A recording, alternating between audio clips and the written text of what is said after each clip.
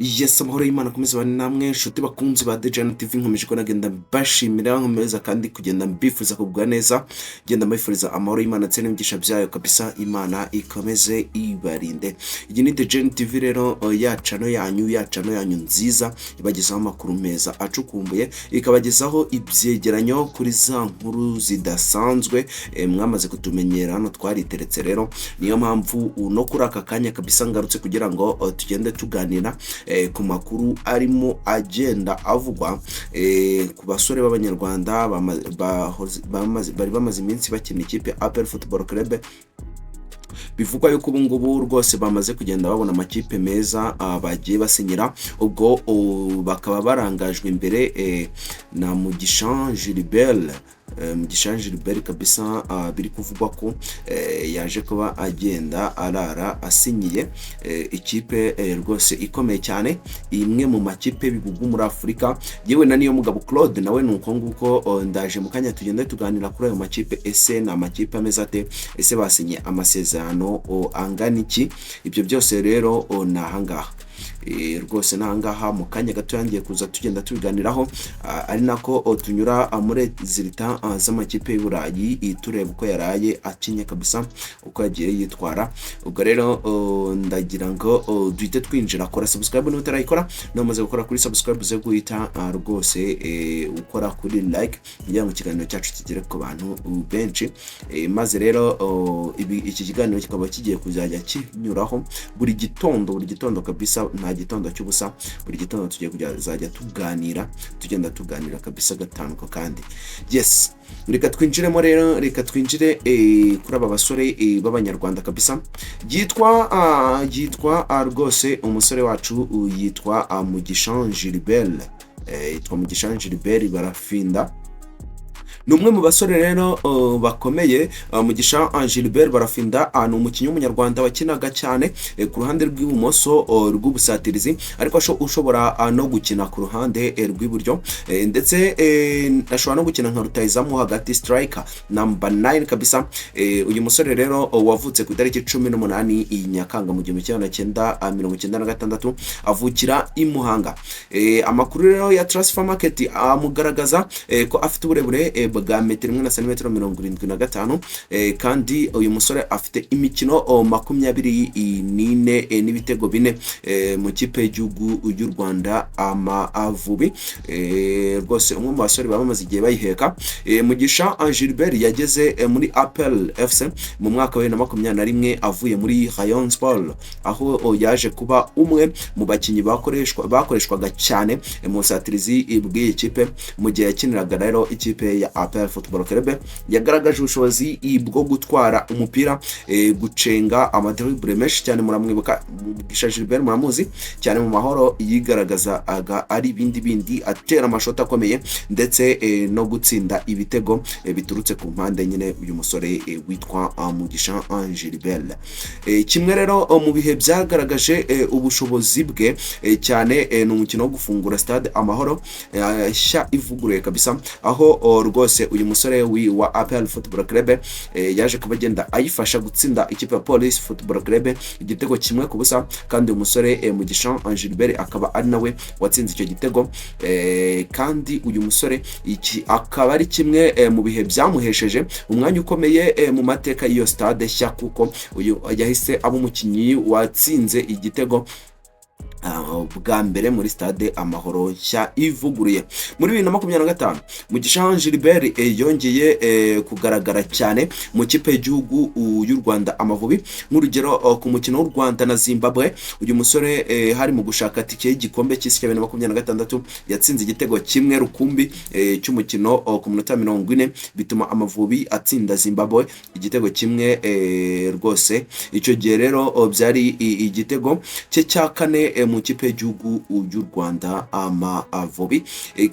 Ikindi cy'ingenzi rero ku mateka aye nuko ikipe APR Football Club yamuretse cyangwa se yatandukanye nawe muri Kamena 2026 nyuma yo gusoza amasezerano. Iyi kipe rero yafashe icyemezo cyo kutamwongerera amasezerano, bityo rero kuva ku tariki ya mbere Nyakanga 2023 akaba yaragaragajwe nk'umukinnyi udafite ikipe muri ayo makuru ya transfer market kabisa. Amwe rero mu mateka ushobora gushyira muri iyi documentaire cyangwa se ushobora kuba nawe wacyura, nuko uyu musore yavutse mu tariki 18 Nyakanga mu 1996 akomoka i Muhanga kabisa. Akaba ari umusore w'umunyarwanda, birumvikana ni umusore ushobora gukina nka left cyangwa right cyangwa central forward, umusore ushobora guca ku ruhande rw'iburyo cyangwa rw'ibumoso yataka, cyakaba yanakina nka rutahizamu. Yageze muri April 2021 ayivamo mu mwaka wa 2026. Amavubi rero rwose aza kuba yagenda yitabira ikipe y'igihugu y'u Rwanda. Amavubi inshuro 24 nizo yahamagawe, atsindamo ibitego 4 nkuko imibare ye igenda igaragaza. Uyu rero umusore witwa Mugisha Gilbert Barafinda, uyu musore wamaze rero kuba yamara gusinyira ikipe yitwa Jwaneng Galaxy. Yamaze gusinyira ikipe yitwa Jwaneng Galaxy.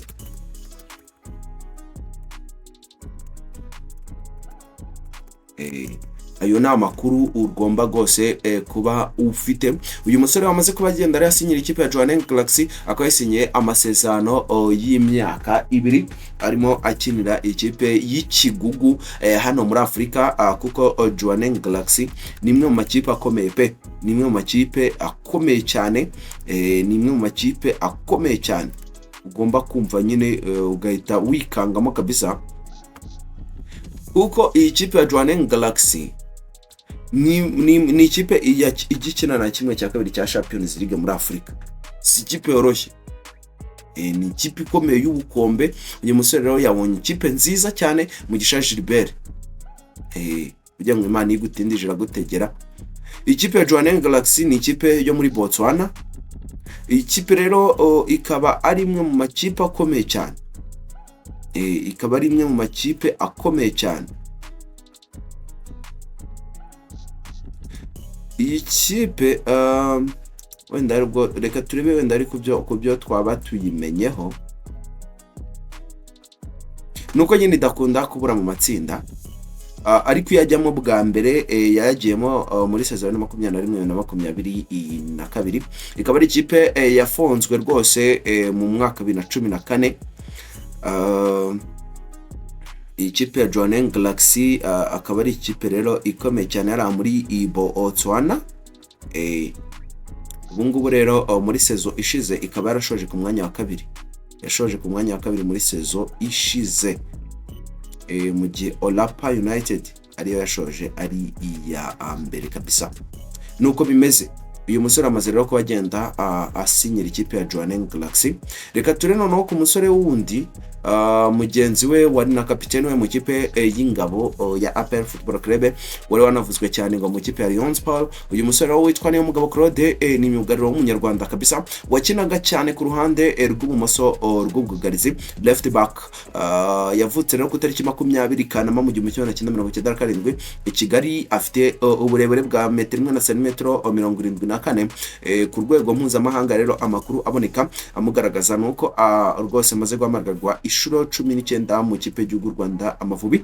Uyu musore witwa Niyomugabo Claude akaba yarinjiye mu kipe ya APR Football Club mu mwaka wa 2019, atangira urugendo rwamaze imyaka 7 kabisa. Mu myaka yakuriye kurikiyeho ntabwo yabaye myugariro gusa, yagiye azamuka mu nshingano kabisa kugeza ubwo yabaye kapiteni y'ikipe ya APR Football Club. Aba rero umwe mu bakinyi bayoboraga bagenzi babo kabisa, haba mu kibuga no hanze yacyo. Mu gihe rero cye muri APR Football Club, Niyomugabo Claude yabaye rero umwe mu bakinyi bagize uruhare rero rwose mu bihe by'intsinzi y'ikipe. Amakuru rero akaba yaratangajwe nyuma yo gutandukana na APR Football Club, yagaragazaga ko rwose uyu mugabo nyuma y'imyaka rwose 7 yamaze muri ikipe yatwaranye nayo ibikombe 13. Muri byo harimo BK Pro League, inshuro zirindwi 2019, 2020, 2020, 2021, 2021, 2022, 2022, 2023, 2024, 2024, 2025, 2026 nk'uko mubizi n'ubundi kwa APR yabitwara ibirindwi byikurikiranya. Uyu musore yari ari kumwe nayo. Uyu musore akaba yatwaranye na APR Peace Cup inshuro ebyiri kabisa, akaba yaratwaye igikombe cy'amahoro rwose inshuro ebyiri, ku tariki icyambere yagitwaye muri season 2024-2025 n'iyi season 2025-2026. Heroes Cup yayitwaye inshuro eshatu, 2020, 2021 na 2025. Super Cup ayitwara imwe rwose ya 2025. Ibi bituma rero niyo mugabo Claude adafatwa nk'umwe mu bakinyi basize umurage ukomeye mu mateka ya APR Football gusa muri icyo gihe gusa kuko ikindi cy'ingenzi nuko yabaye kapiteni wa APR Football Club, kandi muri 2023 yakomeje kuvuga ko afite intego yo gufasha APR kugera mu matsinda ya CAF Champions League. Yavuze ko ari nk'ideni afitiye APR kuko iyi kipe yari imaze igihe kabisa ishaka kugera kuri urwo rwego. Ariko rero muri Kamena 2023 APR yatangaje ko itazakomezanya na niyo mugabo Claude nyuma yo kurangiza amasezerano ye. Gutandukana rero kwabo kwasize iherezo ku rugendo rw'imyaka 7 yaramaze muri iyi equipe. Kugeza ubu rero amakuru ya transfer market amugaragaza nk'umukinnyi udafite ikipe kabisa, nyuma yo kuva muri APR Football Club ku ya mbere Nyakanga 2023. Imibare ye rero n'amateka rwose nuko wamenya ko niyo mugabo Claude ayavutse mu kutariki 20 Kanama mu 1997, akomoka hano muri Kigali kabisa, avukiye Kigali. Umusore ukina kabisa nka nimero 3 cyangwa se umudefenseur w'ibumoso. Yageze muri APR 2019, yamazemo imyaka 7. Umusore yabaye kapiteni wa APR Football Club, ayitwarana na ibikombe 13, ahamagarwa mu Mavubi inshuro 19. Yatandukanye na APR rero muri Kamena 2026. Ayo ni amakuru rero ugomba kuba wagenda umenya kuri uyu musore. Rero uyu musore akaba rero biri kuvugwa ko rwose yamaze kubagenda ajoininga, yajoininze coach we Darikonovic.